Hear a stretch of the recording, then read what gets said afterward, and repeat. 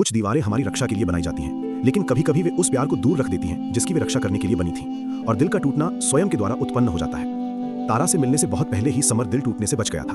उसके आखिरी रिश्ते ने उसे तोड़ दिया था। विश्वासघात, चालाकी, महीनों तक बिना कुछ किए खुद को फिर से बनाना। उसके बाद उसने अपने हृदय के चारों ओर ऊंची और मजबूत दीवारें बनवाई। तभी तारा अंदर आई, कोमल, सहानुभूतिपूर्ण, उस तरह का व्यक्ति जो नम्रता से प्यार करता था। उसने उसकी दीवारें तोड़ने की कोशिश नहीं की, उसने उन्हें समझने की कोशिश की। महीनों तक वो उसकी झिझक, उसकी दूरी, उसकी प्रतिबद्धता के डर को सहन करती रही। उसने उसे आश्वस्त किया, उसका समर्थन किया, उसके लिए जगह बनाई। वो उससे प्यार करता था, लेकिन चुपचाप, सावधानी से, जैसे कि प्यार एक नाजुक चीज थी जो बहुत कसकर पकड़ने पर ढह सकती थी। लेकिन तारा तो इंसान थी, धैर्य की एक सीमा होती है। जब भी उसने रिश्ते को गहरा करने की कोशिश की, वो पीछे हट गया। उनके द्वारा सुझाई गई प्रत्येक योजना को अनिश्चितता का सामना करना पड़ा।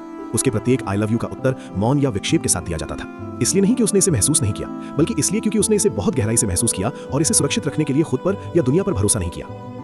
एक रात विशेष रूप से भावनात्मक बातचीत के बाद तारा ने पूछा, आप किससे इतना डरते हैं? वो फुसफुसाया, तुम्हें खोने का। तो फिर तुम खुद को मेरे पास क्यों नहीं आने देती? उसने पूछा। उसके पास कोई जवाब नहीं था। विडंबना विनाशकारी थी। उसे खोने का डर सक्रिय रूप से उसे दूर धकेल रहा था। वो भविष्य के दर्द से इतना भयभीत था कि वो इसे वर्तमान में पैदा कर रहा था। सप्ताह एक ही चक्र में बीत गए, आशा, वापसी, निकटता, दूरी। तारा को एहसास हुआ कि वो उससे दो लोगों के लिए प्यार कर रही थी, खुद के लिए और उसके घायल वर्जन के लिए जिसे वो आगे नहीं बढ़ा सका। वो थक चुकी थी, उससे प्यार करने से नहीं, बल्कि लगातार एक तरफा प्रयास से, इस बात को एहसास करने से कि वो लगातार किसी ऐसे व्यक्ति तक पहुंच रही थी जो पीछे हट रहा था, उन अपराधों के लिए दंडित होने से जो उसने कभी नहीं किए थे। ब्रेकअप हल्का लेकिन विनाशकारी था। मैं तुमसे प्यार करती हूँ, वो रोते हुए बोली, लेकिन मैं तुम्हारे टुकड़ों की रक्षा के लिए खुद को तोड़ता नहीं रह सकता। मैंने तुम्हें धैर्य दिया है, समझ दी है, जगह दी है, मैंने तुम्हें सब कुछ दिया है, सिवाय उस एक चीज की जिसकी मुझे जरूरत है, कि तुम वास्तव में दिख रहे हो। समर ने उसे जाते हुए देखा, ये जानते हुए कि वो उससे दूर नहीं जा रही थी, वो उस डर से दूर जा रही थी जिस पर उसने कभी विजय नहीं पाई थी। इसके बाद के महीनों में समर को पछतावा होने लगा। उसने उस व्यक्ति को खो दिया था जिसने उसके आघात के माध्यम से उससे प्यार करने की कोशिश की थी, और ये पूरी तरह से उसकी गलती थी। वो पूर्व नहीं जिसने उसे धोखा दिया, भाग्य नहीं, उसे। आखिरकार उसने थेरेपी शुरू की, उन तरीकों को खोलना शुरू किया जिनसे उसके पिछले रिश्ते ने उसे परित्याग की उम्मीद करने के लिए प्रोग्राम किया था, इससे पहले कि वो उसे चोट पहुंचाए, किसी अच्छी चीज को बर्बाद कर दे।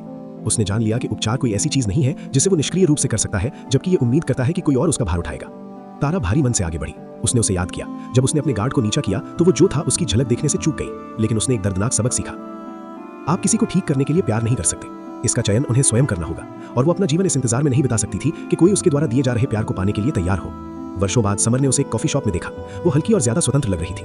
वो माफी मांगना चाहता था, उसे बताना चाहता था कि वो बदल गया है, ये समझाना चाहता था कि उसे खोना ही वो जागृति थी जिसकी उसे जरूरत थी। लेकिन वो उससे संपर्क नहीं किया, क्योंकि सबसे दयालु चीज जो वो कर सकता था वो ये कि उसे अपने बिना भरे घावों के बोझ के बिना अपना जीवन जीने दे। वो एक सच्चाई को हमेशा अपने साथ रखता है। प्यार खोने का डर एक स्वयं पूर्ण भविष्यवाणी बन जाता है। यदि आपने इसे कभी अपने पास नहीं रहने दिया तो आप इसे वैसे ही खो देते हैं, लेकिन इस बार ये नुकसान आपके अपने हाथों से हो रहा है, और ये सबसे क्रूर हृदय विदारक है।